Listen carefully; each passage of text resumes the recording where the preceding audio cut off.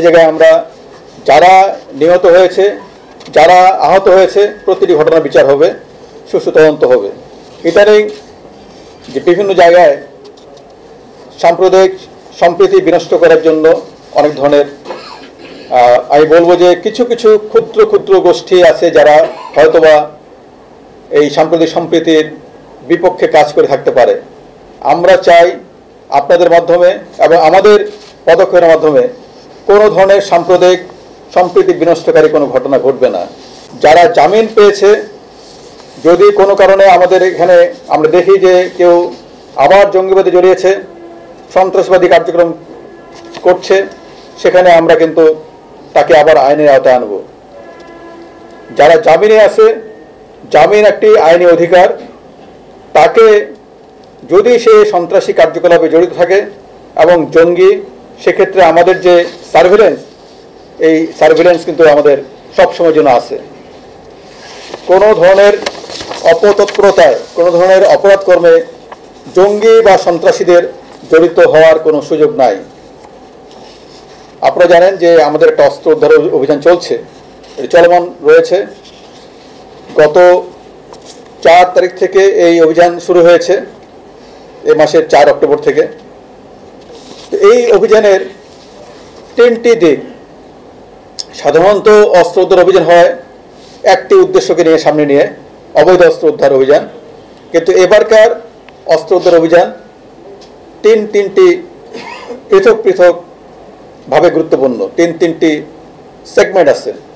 একটি হচ্ছে আন্দোলনের ফলে যেসব অস্ত্র, পুলিশের অস্ত্র, আমাদের জেলখানা অস্ত্র এবং গণভবনে যেসব লুণ্ঠিত অস্ত্র এসএসএফের, এই অস্ত্রগুলি যেগুলি মিসিং, যেগুলি খোয়া গেছে, যেগুলি বিভিন্নভাবে লুণ্ঠিত হয়েছে, সেই অস্ত্রগুলির জন্য আমরা জমা দেওয়ার একটি সময় বেঁধে দিয়েছিলাম, সেটি ছিল 3 অক্টোবর। সেই অস্ত্র 3 সেপ্টেম্বর 3 সেপ্টেম্বর ছিল সেই জমা দেওয়ার সময়। সেই অস্ত্রের জন্য আমরা সেই জমা দেওয়ার ডেডলাইন পার হয়ে গেছে। ইতিমধ্যে সেই অস্ত্রের জন্য আমরা এই যৌথ অভিযান যেটা শুরু করেছি, সেই অস্ত্র উদ্ধার করাটাও একটা আমাদের এই যৌথ অভিযানের অংশ। তৃতীয়ত, যেসব বিগত 15 বছরে যে অস্ত্রের লাইসেন্স প্রদান করা হয়েছে, আপনাদের পত্রিকাও খবর এসছে, বিভিন্ন পত্রিকায়, যে লাইসেন্সগুলি, বিভিন্ন অস্ত্রের লাইসেন্স প্রদান করা হয়েছে, সেখানে বাছ বিচারবিহীনভাবে অনেককে লাইসেন্স দেওয়া হয়েছে যারা লাইসেন্স অস্ত্র রাখার যৌক্তিকতা প্রমাণ করতে পারে নাই। যারা অস্ত্র রাখার যোগ্য না, যারা অস্ত্র লাইসেন্স পাওয়ার যোগ্য না, সেই লাইসেন্সগুলোকে সরকার স্থগিত করে সেই অস্ত্র জমা দেওয়ার একটা ডেডলাইন দিয়েছিল, সেটিও ছিল 3 সেপ্টেম্বর। সকল বাংলাদেশের, এদেশ হিন্দু, বৌদ্ধ, খ্রিস্টান, মুসলমান সবার, এবং সরকার অত্যন্ত আন্তরিক, প্রতিটি ঘটনার তদন্ত করে সুষ্ঠু বিচার নিশ্চিত করা। এই দেশ সকল মানুষের, এই দেশ সকল বাংলাদেশের, এদেশ হিন্দু, বৌদ্ধ, খ্রিস্টান, মুসলমান সবার, যারা এই দেশের নাগরিক, এই দেশের প্রতিটি বিষয়ে সবার সমান অধিকার। এটি সংবিধান স্বীকৃত এবং আইনি কাঠামোর মধ্যে আমরা যে কোনো সাম্প্রদায়িক সম্প্রীতি বিনষ্টকারী ঘটনা, যে কোনো অপতৎপরতা রুখে দিতে চাই। আমরা সামনে আমাদের সনাতন ধর্মাবলম্বী ভাইদের দুর্গাপূজা উৎসব, এই দুর্গোৎসব যেন তাদের দুর্গোৎসব তারা উৎসবের মাধ্যমে দিয়ে পালন করবে এবং সেখানে আমাদের পরিপূর্ণ নিরাপত্তা ব্যবস্থা থাকবে। কেউ যাতে কোনো ধরনের বিশৃঙ্খলা তৈরি করতে না পারে, সে ব্যাপারে আমরা তৎপর আছি। যদি কেউ করতে চায় তাহলে তাকে কঠোর আইনি আওতায় আমরা নিয়ে আসব।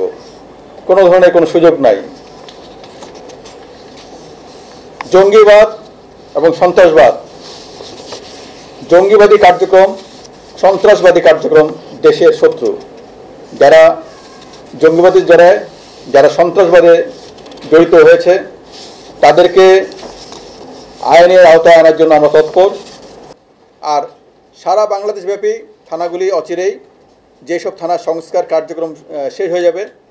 কিন্তু একটা বিষয় বলতে চাই, থানা হয়তো বিল্ডিং এখন সংস্কারের জায়গায় আছে, কোনো জায়গায় আমরা ওই জায়গায় থানা কাজ করতে পারতেছে না।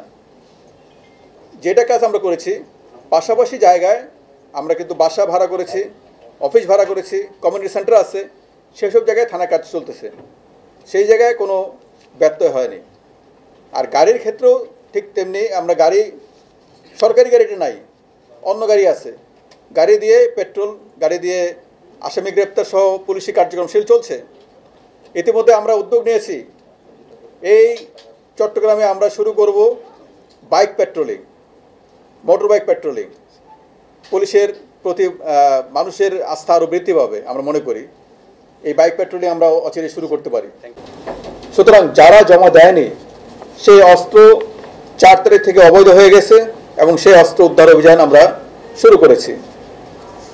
এবং তৃতীয়ত, যেটি অবৈধ, সম্পূর্ণভাবে অবৈধ অস্ত্র, সেই অস্ত্রের অভিযান আমরা শুরু করেছি। এবং আপনারা শুনে খুশি হবেন যে এই অভিযানে এখন পর্যন্ত আমরা 238টি অস্ত্র উদ্ধার করতে পেরেছি। পুলিশের মধ্যে যে আগ্নেয়াস্ত্র লুট হয়েছিল, তার ইতিমধ্যে 75 ভাগ অস্ত্র উদ্ধার হয়েছে। তো যারা অবৈধ অস্ত্র রাখবে, অবৈধ অস্ত্র কেনাবেচা করবে, অবৈধ অস্ত্র ব্যবহার করবে, একটি বার্তা দিতে চাই, এই ধরনের কোনো সুযোগ নাই। যেখানে থাকবে, যে কোনো জায়গায়, তাকে আমরা আইনের আওতায় আনতে চাই। সাম্প্রতিক সময়ে আরেকটি বিষয় আপনাদের জ্ঞাতার্থে জানাতে চাই, সেটি হচ্ছে mob justice. Dhaka university, Jahangir university, চট্টগ্রামে একটা ঘটনা ঘটেছে, যেখানে গাড়িতে একজনকে মেরে ফেলা হয়েছে। এই প্রতিটি ক্ষেত্রে কিন্তু আমরা ব্যবস্থা নিয়েছি। যেমন জাহাঙ্গীর ইউনিভার্সিটি, সেখানে অপরাধী চক্রের একজনকে আমরা গ্রেপ্তার করেছি। ঢাকা ইউনিভার্সিটি যারা ঘটনা ঘটিয়েছিল, 6 জনকে আমরা গ্রেপ্তার করে তাদেরকে কনফেশনাল স্টেটমেন্ট তাদের রেকর্ড করিয়েছি এবং সবার নাম ধাম সব কিছু পাওয়া গেছে। বাকিদের গ্রেপ্তারের প্রচেষ্টা অব্যাহত আছে। আমরা একটা বিষয়ে ক্লিয়ার করতে চাই যে মব জাস্টিসের নামে কেউ আইন হাতে তুলে নেবেন না। পুলিশ কমিশনার রয়েছেন, তিনি জানিয়েছেন কিনা, আপনি বা কি ভূমিকা রাখছেন সেটা যদি একটু জানান। যে গাড়িগুলি ভস্মীভূত হয়েছে, যে থানা বিল্ডিং অকার্যকর বা মেরামতের জায়গায় আছে, সেইগুলি কিন্তু আমরা ইতিমধ্যে উদ্যোগ নিয়েছি। আর ভস্মীভূত গাড়ির জায়গায় আমরা ভাড়াকৃত, পরিবহন খাতে যে ভাড়া আছে, সেই ভাড়া দিয়ে আমরা গাড়ি চালাচ্ছি। কাজে গাড়ির যে পেট্রোলিং বা পুলিশি কার্যক্রমে যে গাড়ি যানবাহনের ব্যবহার, সেটা কিন্তু থেমে নাই, সেটা চলছে। হয়তো ওই গাড়িটা নাই। আর আমরা অচিরেই এ ব্যাপারে আমার যে বরাদ্দ, সেই বরাদ্দ পেয়েছি। আমরা থানাগুলোকে আগামী মাসের মধ্যেই, যেসব থানা সারা বাংলাদেশব্যাপী, ঢাকা শহরে আমরা ডেডলাইন দিয়েছি 5ই অক্টোবর,